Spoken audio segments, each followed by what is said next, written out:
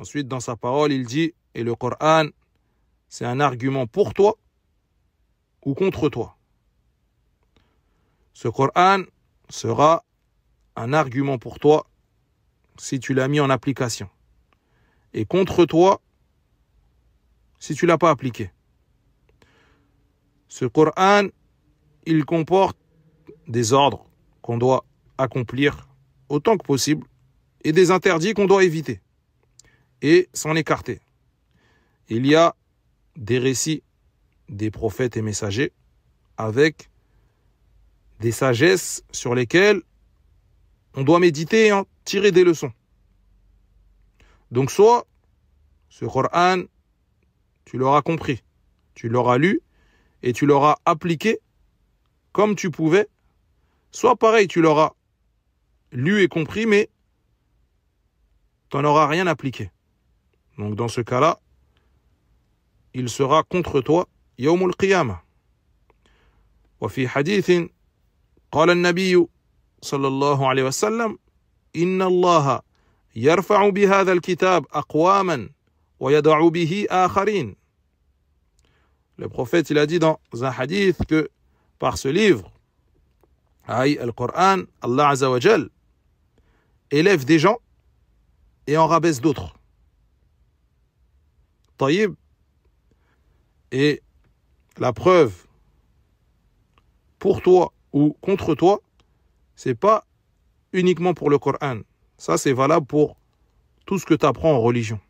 Si tu n'appliques pas, ça sera contre toi. Ce n'est pas réservé au Coran. Si tu as étudié, tu as compris, mais tu es resté, on va dire, que dans la théorie, aucune pratique, ça sera contre toi.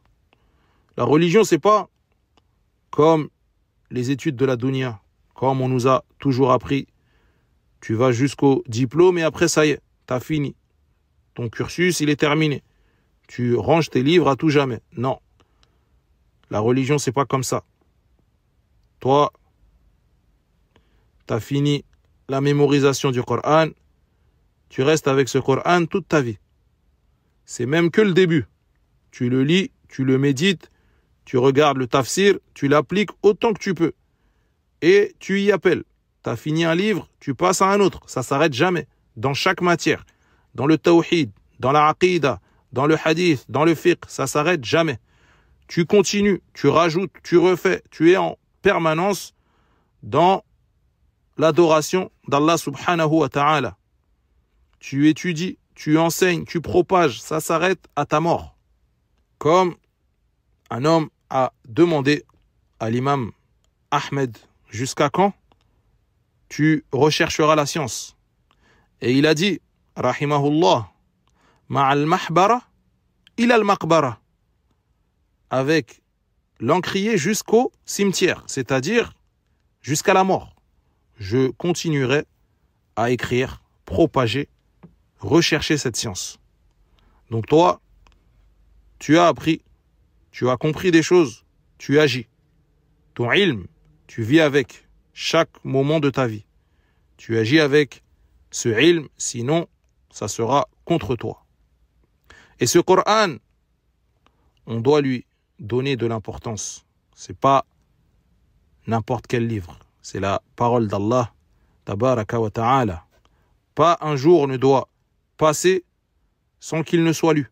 Et pas forcément une longue lecture, mais il doit être lu tous les jours, yawm ba'da yawm, et chacun comme il peut. Même si tu lis peu, tu n'es pas perdant, tu restes gagnant. C'est que des hasanat.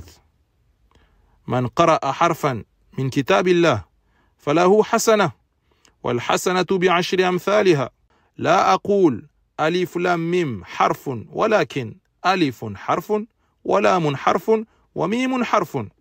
Dans ce hadith, le prophète sallallahu alayhi wa sallam nous dit que quiconque lit une lettre du livre d'Allah Azza wa Jal obtient une bonne action et que la bonne action a 10 fois sa récompense. Et il continue en disant, et je dis pas que Alif Lam Mim est une lettre, mais que Alif est une lettre, Lam est une lettre, et Mim est une lettre. Allahu Akbar.